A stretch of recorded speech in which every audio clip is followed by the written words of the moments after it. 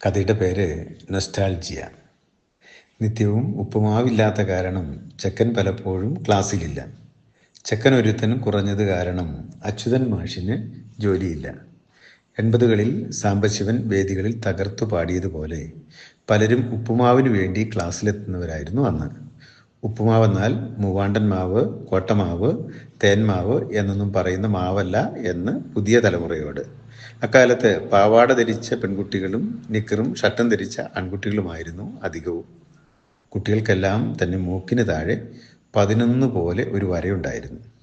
ആൺകുട്ടികൾ നടന്നു പോകുന്നത് പിന്നിൽ നിന്ന് കാണാൻ നല്ല ശേലാണ്. കണ്ണുകൾ മാറി മാറി അടയ്ക്കുന്നത് പോലെ തോന്നും.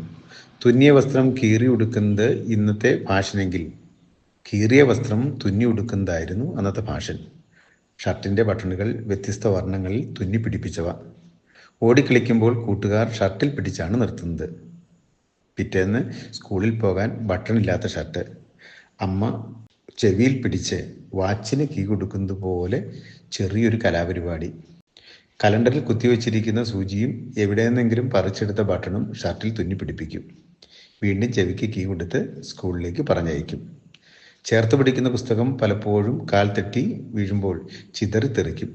പുസ്തകങ്ങൾക്ക് പുറംചട്ട ഉണ്ടാകാറില്ല. പണമുള്ള വീട്ടിലെ കുട്ടികൾ സോവിയറ്റ് നാട് ഉപയോഗിച്ച് പുസ്തകങ്ങൾ പൊതിയും. ചിലർക്ക് മാത്രം അലൂമിനിയ പെട്ടി, ബാക്കിയുള്ളവർക്ക് ഇലാസ്റ്റിക്കും കറുത്ത റബ്ബറും. ഒന്നുമില്ലാത്തവർ വേറെയും. പെരുവിരലിൻ്റെ നഖം അക്കാലത്ത് വെട്ടാറില്ല. അത് കല്ലിൽ തട്ടി താനെ പൊളിഞ്ഞു പോയിക്കൊള്ളും. മരം കോച്ചും തണുപ്പിൽ പൊളിഞ്ഞ നഖം പുതപ്പിൽ ഉടക്കുന്നതാണ് ആ കാലത്ത് ഏറ്റവും സുഖമുള്ള ഒരു അനുഭവം. എയുടെ ഈ പുതിയ യുഗത്തിൽ ഇതൊക്കെ എൻ്റെ നല്ലോർമ്മകളായി ഓർമ്മച്ചിപ്പിൽ ഒതുക്കുന്നു. നന്ദി.